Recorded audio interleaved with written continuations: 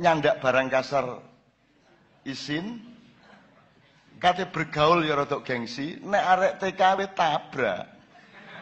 Sembarang tabrak, jeragane diuring-uring. Oh temenan iku. Nek kon kepingin mlaku-mlaku ndek Hongkong ndelok TKW situk wis diberesi kabeh. Diuring-uring sing duwe toko iku. Diceladu lah nek cara kene diceladu. Dan ancane nyejo nyeladu soalnya wong kono gak tahan celadu-celaduan, mesti menangi regane. Gitu loh.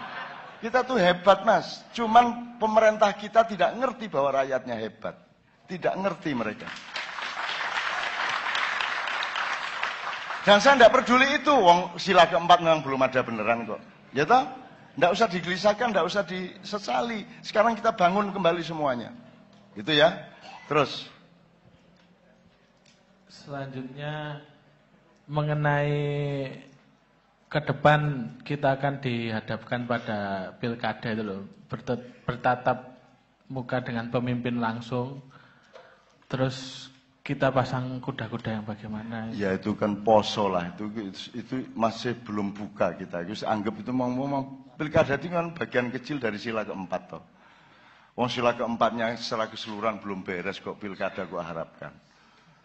Wong asap itu juga bisa jadi merupakan hasil dari rencana pilkada. Bingung kan ya? Apa hubungannya ngono toh? Enggak. Jadi asap bulan Oktober ini itu terjadi di seluruh dunia dan yang paling parah di Amerika, baru Kanada, kemudian Australia, baru di Indonesia. Indonesia bukan yang paling parah. Cuman bedanya kalau di Amerika dan lainku kobong, nek di Indonesia ono sing kobong, ono sing diobong. Nah, apa kok diobong? Siji, ada sejumlah perusahaan atau korporasi yang menghemat tenaga dan shortcut untuk bisa segera tanam tanpa peduli kepada lingkungan hidup dan apapun yang lainnya. Nomor dua, karena semakin banyak asap akan mempojokkan pemerintah pusat untuk menyatakan ini adalah bencana nasional. Kalau ini bencana nasional berarti akan ada uang yang dicairkan dari APBN untuk diberikan kepada daerah yang bersangkutan. Dan siapakah yang akan menerima uang-uang itu? Ialah komunitas orang-orang yang ikut pilkada. Kan gitu, Rek? Jadi salah satu tujuan hutan dibakar itu supaya uang dari Jakarta turun sehingga bisa diroyok untuk biaya pilkada. Itu salah satu kemungkinan dari beberapa. Yang keempat adalah ini tahap kesekian dari adu domba. Ada apapun Anda akan diadu domba, akan dibikin kepepet. Indonesia tidak pernah boleh beres, harus bertengkar satu sama lain. Ini kemarin tadi malam di Padang Bulan saya bacakan 12 bidang peperangan yang sedang berlangsung di dunia. Dan salah satunya adalah perang lingkungan hidup atau perang SDA, ya. Makanya nanti cari bahannya di media-media tentang yang tadi malam. Misalnya Anda benci siapapun itu hasil adu domba. Karena dulu Anda diadu domba dengan teman-teman Kristen, akhirnya berhasil sedikit tapi tidak tuntas bagaimana direncanakan di Ambon dan di Poso. Akhirnya ternyata nggak efektif. Islam melawan Kristen, yang efektif adalah Islam melawan Islam. Kan gitu. Nah, Anda semua ikut seneng diadu domba karena memang Anda adalah domba. Loh iya kan semua nabi kan angon wedhus. Semua angon wedhus itu sebenarnya Allah menggambarkan bahwa umat manusia itu janjane wedhus. Loh, temen loh, sejak Nabi Nuh sampai Nabi Muhammad angon wedhus kabeh lho, Rek. Angon wedhus kabeh itu sebenarnya diam-diam Allah menginformasikan wis tarek. Iki wedhus kabeh arek iki. Semula nek kon gak sabar-sabar. Loh, ini interpretasi ringan-ringan lah ya. Yang penting diambil manfaatnya dan hikmahnya. Gitu. Jadi teman sekalian, sekali lagi soal pilkada itu Ya berbuat sebisamu, tidak mungkin kamu mencari pemimpin sejati. Apa tingkat kabupaten? Nek lurah aja iso didik. Tapi kalau tingkat kabupaten ke atas, apalagi presiden, Anda tidak akan mendapatkan pemimpin. Apalagi di luar sila kedua itu ada situasi kebudayaan di mana karena sila pertamanya tidak jalan, maka semua kebanyakan penduduk Indonesia adalah penyembah Lata dan Uzza. Maksudnya apa kok penyembah Lata dan Uzza? Saya mendapat keterangan dari Cak Fuad di Padang Bulan, kan ada 2 berhala, sebenarnya 3, Lata, Uzza, dan Manat. Tapi kemudian yang populer di dunia Arab adalah Lata dan Uzza. Lata adalah patung yang menggambarkan tokoh-tokoh di masa lalu yang hebat-hebat, yang orang kagum. Kemudian dipatungkan, terus didelok-delok, disawang-sawang, disembah-sembah. Jadi itu tokoh dari masa silam. Kalau Uzza, tokoh-tokoh imajinatif, tokoh-tokoh khayalan, Naruto. Sapa meneh? Sembuh sapa lah pokoknya, Spiderman, gitu. Siapapun lah. Bahkan secara tradisional kita punya Gatotkaca, kita punya macam-macam. Pokoknya kalau Lata itu adalah tokoh masa silam yang dipatungkan, diberhalakan. Kalau Uzza adalah tokoh khayalan. Oke. Tokoh yang sekarang hidup, yang benar-benar orang baik, yang benar-benar nasionalis, yang benar-benar patriot, yang benar-benar pecinta rakyat tidak akan pernah diakui. Karena mereka hanya kenal 2, yaitu Lata dan Uzza. Yang ketiga mereka tidak kenal. Jadi jangan berharap Ma'iyah akan diakui oleh Republik Indonesia. Karena Anda bukan Lata, Anda bukan Uzza. Jadi jangan menyesal. Kalau Anda tidak diakui, jangan menyesal kalau Anda tidak bisa berbuat apa-apa di Indonesia. Tapi jangan terus dipikir pasti tidak bisa berbuat apa-apa. Kalaupun Anda tidak bisa mengatasi Indonesia, minimum Anda sudah mendapatkan Ma'iyah di dalam dirimu, hidupmu menjadi lebih tenang, hidupmu menjadi progresif, pikiranmu menjadi lebih cerdas. Sudah badi tawakmu. Delokan wong sakno kae iki wis melarat, sekolah gak bener gak duwe Ma'iyah pisan. Lah kamu lah lumayan. Masih tukang ngojek lak Ma'iyah aku rek.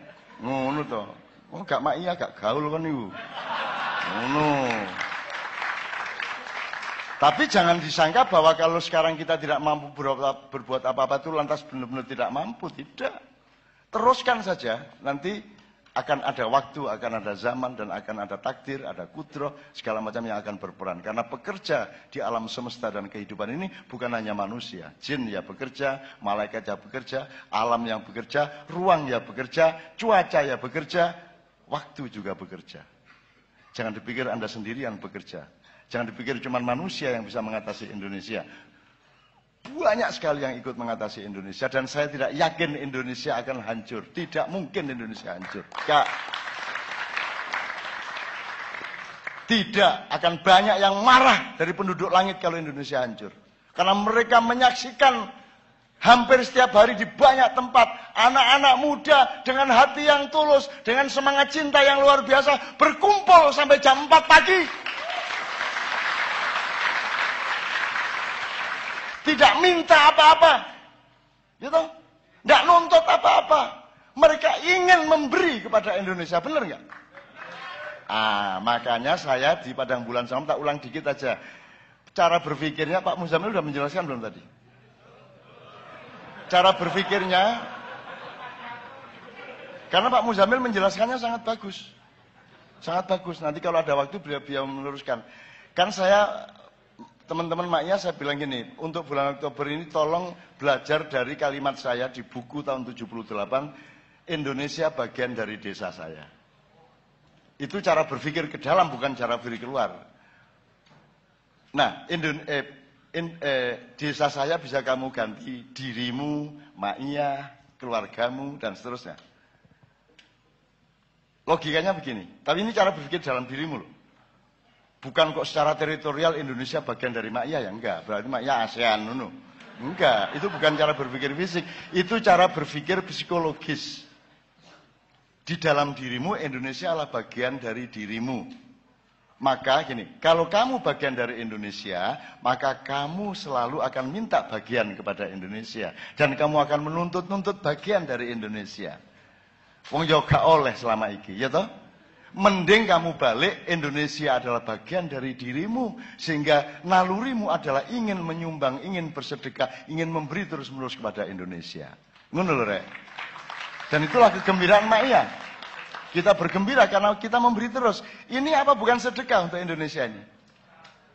Berapa tahun nih, Bang Wetan? 9 tahun Anda bersedekah kepada Indonesia. Mengisi kekosongan pendidikan yang Depdiknas tidak bisa mengisinya.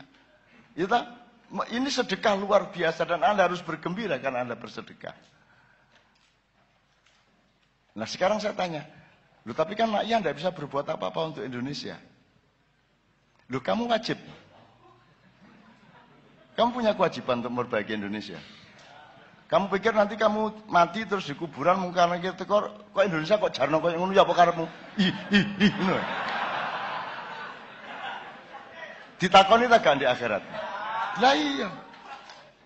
Loh tapi apakah enggak punya nasionalisme? Jangan ngomong nasionalisme, aku cinta lebih dari nasionalisme. Aku tiap malam di semua tempat sampai pagi aku menerapkan cintaku untuk Indonesia dan aku tidak minta apa-apa kepada Indonesia. Aku njaluk apa, Rek? Aku njaluk apa? Aku petang puluh tahun ngene iki aku njaluk apa? Nek anjen aku njaluk aku endi wujude aku? Jabatan gak duwe. Omah yo nyicil-nyicil dhewe. Bojo ya aku sing ndolek kon gak ngekeki. Ayo, aku njaluk apa aku? Tarif gak duwe aku. Dapurane arek-arek nek dikai kotak ya paling oleh 300.000, harus sakjane kae. Gak njaluk aku ya. Di sekian tempat puluhan tahun saya kemana-mana tidak pernah ada transaksi. Tidak pernah saya membayangkan bahwa wah mbok disangoni arek-arek teko Bang Wetan. Lah yo arek-arek yo dagange sepi ya tane. Mung iki asat kabeh saiki ya ta gak? Gitu loh teman-teman sekalian. Jadi Anda harus bergembira karena Anda bersedekah, Anda gagah kepada Indonesia. Gitu loh. Suatu hari karena Anda jelas orang yang bersedekah, suatu hari Anda akan dipercaya oleh langit dan bumi, oleh rakyat dan Tuhan, bahwa Anda adalah orang yang paling cocok untuk memimpin Indonesia.